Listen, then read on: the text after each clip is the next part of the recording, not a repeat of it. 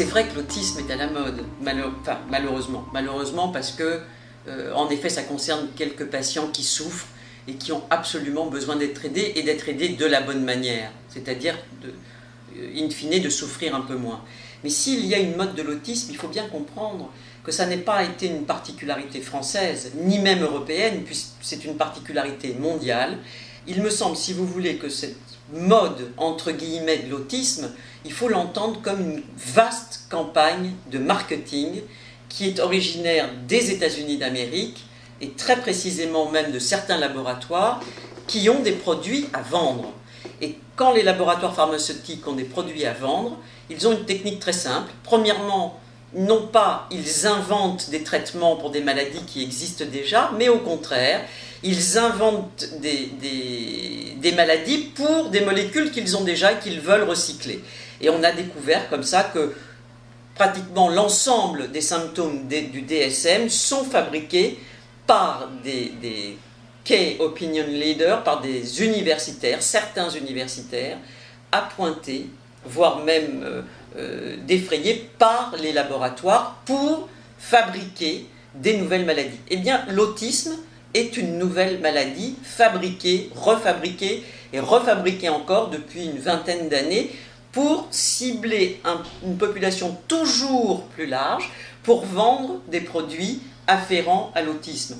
C'est de la même façon que les laboratoires ont inventé la dépression pour vendre la pilule du bonheur, ou qu'ils ont inventé, si vous voulez, l'impuissance masculine pour vendre quelques pilules qui donneraient des pouvoirs de virilité merveilleux, ou qu'ils ont inventé aussi bien l'autre symptôme avec les enfants qui agitaient pour vendre la pilule des enfants sages.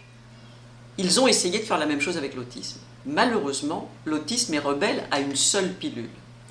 Donc, ils ont été obligés de recycler toute une série de médicaments qui sont relativement inquiétants dans leurs effets secondaires et qui ont quelquefois d'ailleurs des effets délétères.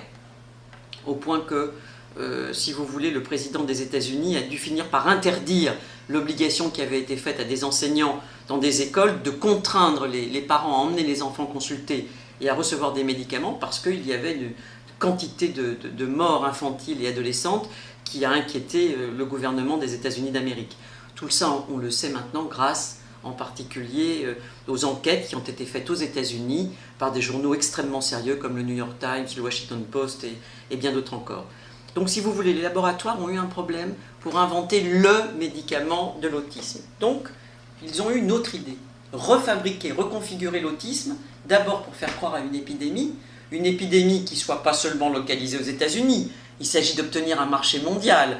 Et une fois qu'ils ont fait importer leur DSM qui fabrique ces symptômes, premier temps, faire croire à une épidémie, faire en sorte que toutes les bureaucraties sanitaires nationales, internationales, c'est les mêmes universitaires qui siègent dans tous ces mêmes endroits, que les États puissent avaliser qu'il existe une épidémie d'autisme, et deuxième temps, que les bureaucraties sanitaires donnent des indications de bonnes pratiques, que tout le monde maintenant va traiter le symptôme psy avec les TCC et les produits des laboratoires, les médicaments et deux nouveaux produits, et c'est ça qu'il faut bien saisir pour l'autisme. Il y a deux nouveaux produits à vendre. D'abord, premièrement, la reconfiguration au niveau du DSM de l'autisme, ça a été de faire croire que le symptôme psy ne doit rien à la parole, rien à la libido, rien à la jouissance, mais tout à une cause génétique. Ça, c'était le premier point. Et il s'en déduisait logiquement de ce point que si la cause est génétique, alors ils vont essayer de faire passer dans tous les États démocratiques, dans tous les États économie de marché, si vous voulez, qu'il faut dépister systématiquement à la naissance avec un test les problèmes d'autisme. Et j'ai lu un article, je crois que c'était le New York Times, de quelqu'un, une journaliste, qui disait que ce test va coûter entre 2 et 3 000 euros. Vous imaginez un petit peu les bénéfices formidables si c'est rendu obligatoire à l'échelon de tous les pays démocratiques. Ça fait quelques rentrées d'argent confortables. Mais ça ne suffit pas. Ça ne s'arrêtera pas là. Et le deuxième point qui me paraît beaucoup plus inquiétant, qu'il faut avoir présent à l'esprit, c'est qu'une fois, si vous voulez, que la bureaucratie sanitaire a porté de très loin cette espèce de loufoquerie du symptôme psy avec une cause génétique ou uniquement génétique, c'est de faire croire ensuite qu'il faut une prévention. Mais quel type de prévention? Eh bien, ce qui se profile.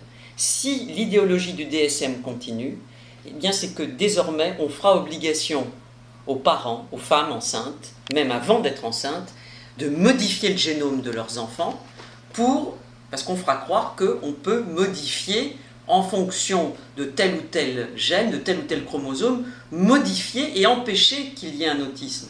Alors, si vous voulez, on est passé de la fabrication, du façonnage des maladies, à ce qui veut passer maintenant, qui est le façonnage, la fabrication des humains post-humains ou transhumains, même encore au-delà, qui sont les humains génétiquement modifiés. Si vous voulez, le nouvel eugénisme porté par la psychiatrie d'aujourd'hui, la psychiatrie scientiste d'aujourd'hui du DSM, c'est un bébé génétiquement modifié. Voilà ce qui se profile à l'horizon.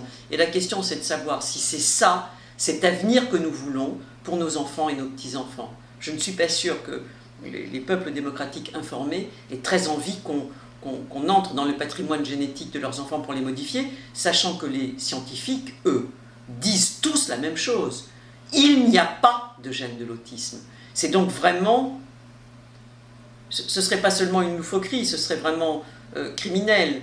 Alors, il n'est pas sûr qu'on puisse empêcher ça, mais peut-être on peut essayer de le retarder le plus possible pour avoir le temps que chaque pays puisse s'organiser et construire des réponses qui fassent dévier le plus possible ça. Il me semble que c'est ça qui est à l'ordre du jour avec l'autisme, sans oublier bien sûr qu'il y a quelques patients qui souffrent d'autisme, mais enfin, il n'y a pas cette épidémie que prétendent les scientifiques. Il y a quelques enfants sans doute qui vont pas bien, et des parents qui souffrent beaucoup, et ça évidemment c'est à prendre au sérieux, mais si vous voulez, à chaque fois dans un entretien singulier, parce qu'en effet il n'est pas tolérable que des enfants ou des parents souffrent à ce point, ça surprend.